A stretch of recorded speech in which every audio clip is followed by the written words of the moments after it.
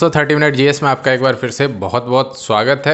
आपका वीडियो री एग्ज़ाम 2018 वाला जो होने वाला है, तो उसके लिए मैंने अपने क्लासमेट हैं हमारे, और इसके साथ साथ इनका इंट्रोडक्शन ये स्वयं करा देंगे। आप थोड़ा सा। हेलो फ्रेंड्स, मेरा नाम शिवम अवस्थी है और वर्तमान समय में sub inspector Uttar Pradesh police जो 2016 की भर्ती है यहाँ लखनऊ में कार्यरत हूँ। इससे पहले मैं क्षेत्रीय युवा कल्याण अधिकारी के पद पर था, जालौन डिस्ट्रिक्ट में तैनात था और उसको वहाँ रिज़ाइन करने के बाद पुनः इसको मैंने रिज्वाइन किया है सब इंस्पेक्टर पोस्ट को। और इसके अलावा पहले वीडियो एग्ज़ाम जो हुआ 2018 में, उसमें भी क्वालिफ़ाई किया, उसको भी क्वालिफ़ाई किया था। इसमें तकरीबन 111-12 क्वेश्चन सही थे और उसी सीरीज़ में 2018 में युवा विकास अधिकारी की वैकेंसी निकली हुई थी, उसके एग्ज़ाम में भी सिलेक्शन हुआ उसमें। इसके बाद क्षेत्रीय युवा कल्याण अधिकारी जो एग्ज़ाम हुआ था उसको क्वालिफ़ाई किया, फिजिकल वगैरह। और इसके बाद 2019 में 19 से 20 तक यूपीएसआई 2016 भर्ती का ट्रेनिंग किया और अभी वर्तमान समय में लखनऊ में पोस्टेड हूँ मैं। 10 दिन का प्लान क्या होना चाहिए वीडियो री एग्ज़ाम के लिए, उनसे पूछते हैं जो सिलेक्ट हुए हैं। पैटर्न कैसा आता है, क्या है, मतलब लेवल कैसा है, उस सब के बारे में चर्चा करेंगे। और सोर्स सीधा छोटा सा वीडियो रखेंगे कि सोर्स क्या है, करंट अफेयर्स कहाँ से पढ़ें और स्टैटिक कहाँ से पढ़ें। इसके बाद बात करेंगे सब्जेक्ट वाइज की। चलिए, गाइडेंस के लिए आप। देखिए, अब समय सीमित बचा हुआ है, तकरीबन 50 दिन से इस टाइम। तो अभी समय है कि जितना भी आप पढ़ चुके हैं, जो तैयारी कर चुके हैं, समेकित रूप से एक बार उसको बेहतर तरीके से एक बार रिवाइज़ कर लें, कम से कम 2 से 3 फ्रिक्वेंसी इस तरीके से रिवाइज़ हो जाए और जो अपना बेस्ट है फिर आप वहाँ जाके एग्ज़ाम में अपना दें। अच्छा, स्टैंडर्ड क्या रहा है, क्या लेवल रहा है एग्ज़ाम का, तो आप 2018 का जो एग्ज़ाम है उसको आप देखेंगे, उसके पेपर को देखेंगे तो लगभग आपको आइडिया हो जाएगा कि स्टैंडर्ड लगभग क्या रहा है।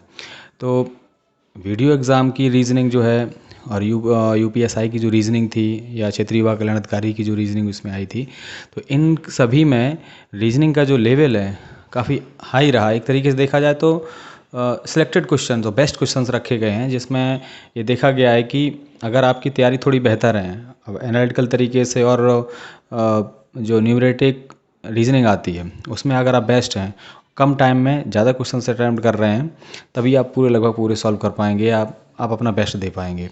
इसलिए ज़रूरी है कि कम से कम समय में ज़्यादा से ज़्यादा रिवाइज़ करें, तब 50 दिन में आप अपने लक्ष्य के पास बिल्कुल सटीक तरीके से पहुंच भी सकते हैं, पहुंच भी जाएंगे। अच्छा, एक प्रश्न उठता है कि क्या लूसेंट सफिशिएंट है? नहीं, देखिए, लूसेंट सपोर्टिव है, ये ठीक है, लेकिन सफिशिएंट नहीं कह सकते हैं, क्योंकि लूसेंट मेरे ख्याल से जो एसएससी जीडी और इसके समकक्ष जितने भी एग्ज़ाम उनके लिए तो पर्याप्त लगभग माना जाता है, लेकिन वीडियो जैसे एग्ज़ाम के लिए पर्याप्त नहीं है, क्योंकि इसमें जो एरिया है जीएस का वो काफ़ी वाइड है, तो हम इसको नहीं मानते कि ये सफिशिएंट है ये।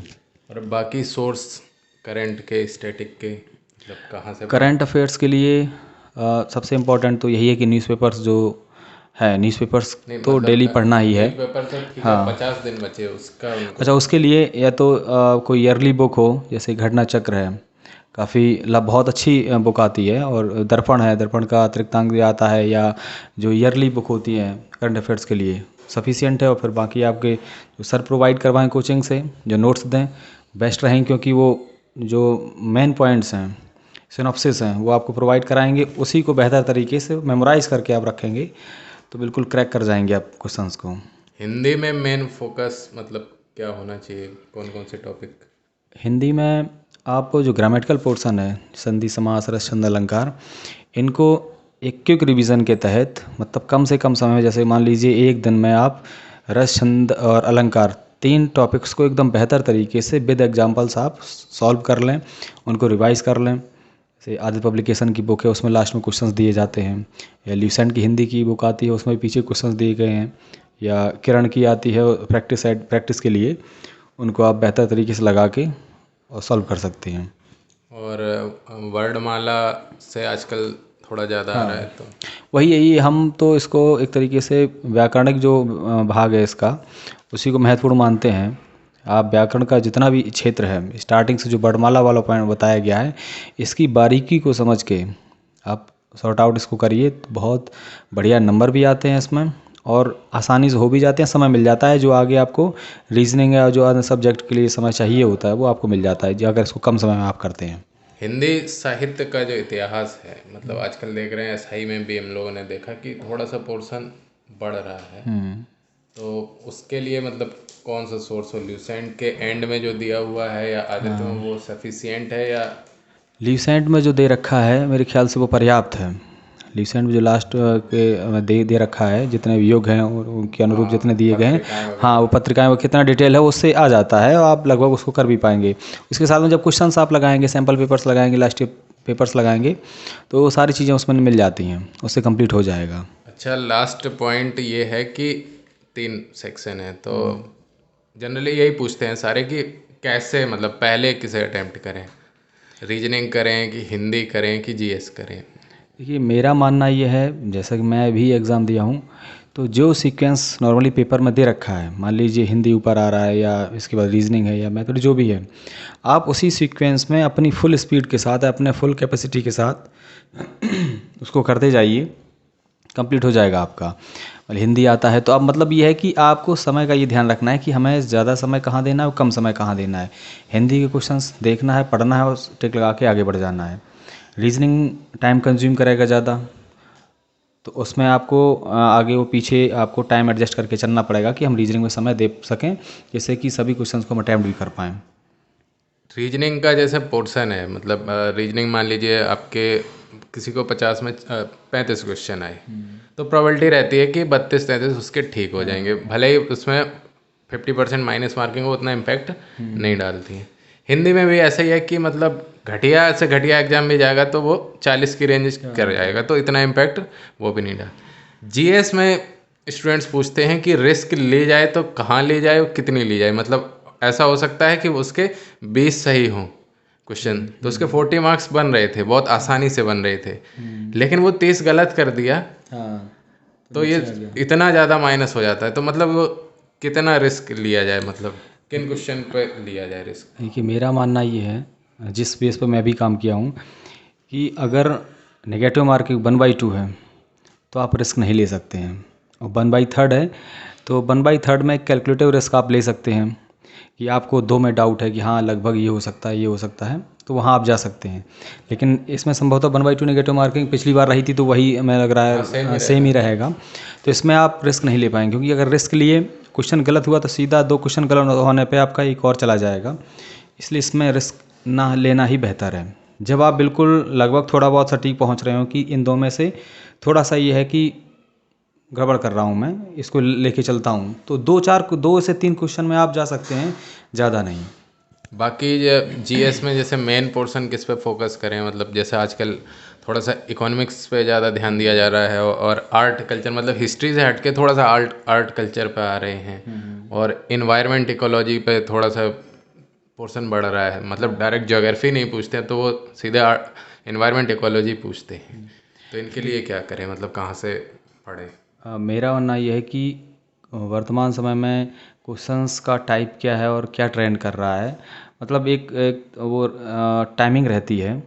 एक समय था कि करंट के क्वेश्चंस 5-7 रहते थे 100 में, और बाकी हिस्ट्री ज़्यादा क्वेश्चंस, ज़्यादा पोर्शन बड़ा हिस्ट्री का रहता था, ज्योग्राफी का, इस तरीके से। वर्तमान समय में हिस्ट्री को लेके या इकोनॉमी को लेके या पॉलिटी को लेके, ये सभी चीज़ें करंट से ऐड करके ही आगे बढ़ाते हैं, उसी से क्वेश्चंस मैक्सिमम बना लेते हैं। तो लास्ट में अभी आज से आप 4-5 महीने पहले तक का जो एग्ज़ाम शेड्यूल रहा है, जो एग्ज़ाम्स हुए हैं, उन पे आप फोकस करें तो पता चल जाएगा कि कौन कौन से क्वेश्चन जो हैं वेरी कर रहे हैं, वही बार बार रिवाइज हो रहे हैं, किस क्षेत्र के क्वेश्चन ज़्यादा आ रहे हैं। तो जैसा कि अभी जो वर्तमान समय में चल रहा है कि करंट को इकोनॉमी से जोड़ के, ज्योग्राफी को इकोनॉमी से जोड़ के और क्वेश्चंस बनाए जा रहे हैं। तो इसके लिए ज़रूरी है कि जो मंथली पत्रिका आप ले रहे हैं उस पर पूरा फोकस रखें, तो उससे क्वेश्चंस मिलते रहते हैं कि भाई हाँ हिस्ट्री में पहले ये हुआ था या ज्योग्राफी में पहले ये चल रहा था, और ये से करंट से कैसे जोड़ रहे हैं, इसलिए इम्पॉर्टेंट है। इकॉनमी का वर्तमान समय में क्या चल रहा है और कहाँ कहाँ यूज़ हो रहा है, किस तरीके से, तो फोकस करना इसके लिए ज़रूरी है। तो ये थे महत्वपूर्ण सजेशंस, सूचनाएं, जो आपको समझना है समझ लीजिए, आपके 50 दिन के लिए काम कर जाएगा। शिवम सर से मैंने इसलिए पूछा क्योंकि देखिए जिसने एग्ज़ाम दिया है, जो सिलेक्ट हुआ है, वो आपको पता है उस एग्ज़ाम में कितनी क्या हुआ था, धांधली हुई, उसके बावजूद सिलेक्ट हुए हैं तो बहुत अच्छे मार्क्स होंगे। तो वो आपको सही बता सकते हैं, तो इसलिए मैंने उनसे पूछा। इसके बाद अब आगे अगर आप पढ़ना चाहते हैं, कंटिन्यू करना चाहते हैं वीडियो एग्ज़ाम की, तो 3 तारीख से आपके लिए कंटिन्यूअस वीडियो ले आएंगे। और अपना सीधा सीधा सिंपल है, देखो अपन क्रैश कोर्स की तरह चलाते हैं। एक बार आपको सीधे बताएंगे, बेसिक अगर आपको पढ़ना है तो यहाँ पर आपकी व्यवस्था नहीं है, सिंपल सी बात है। 50 दिन में बेसिक हम पढ़ा भी नहीं सकते हैं। आप एग्ज़ाम ओरिएंटेड पढ़ना है तो मैं आपको पढ़ा दूंगा। और जैसा भी चिल्ला रहे हैं ना सब, 100% देखिए, 100% मेरे से नहीं फंसेगा, अभी कह देते हैं। बंदर होगा, आपने देख ही लिया होगा, किसी के से नहीं गया 100%, क्योंकि लेवल बढ़ गया है। और जिसमें करंट इंक्लूड हो जाए, करंट प्लस स्टैटिक, कोई गारंटी ले ही नहीं सकता कि 100% आएगा, लेकिन जितना भी आएगा सबके लिए सेम ही होगा। तो आप लोग अगर तैयारी के लिए जुड़ना चाहते हैं तो बस चैनल से जुड़ जाइए, बाकी मैं आपका सिलेबस कंप्लीट कर दूंगा। और अपने स्तर पर आप बुक्स वगैरह भी पढ़ते रहिए, केवल हम लोगों के ऊपर डिपेंडेंट मत रहिए। हाँ, कोई गाइडेंस की ज़रूरत होगी, सर हैं और लोग हैं, बाकी लोगों से भी गाइडेंस मटेरियल जो कुछ भी है सब लेते हुए आपको टेलीग्राम ग्रुप में या जहाँ पे भी अवेलेबल होगा, लास्ट में करंट अफेयर्स होंगे, उस तरह से प्रोवाइड करा देंगे। इसके अलावा करंट अफेयर्स लास्ट 1 ईयर के आपको कंप्लीट करा देंगे। बाकी आप जो सजेशन देना चाहते हैं या जिसमें डाउट हो रहा है। और हाँ, एक बात है, हिंदी में सिर्फ हम आपको कंटेंट दे पाएंगे, हिंदी पढ़ाएंगे नहीं। तो आप अपने सोर्स से अभी से पढ़ लीजिए, हमारे ऊपर हिंदी में उतना डिपेंडेंट मत रहिए। चलिए, बहुत बहुत धन्यवाद। चैनल को सब्सक्राइब नहीं किया है तो चैनल को सब्सक्राइब कर लीजिए।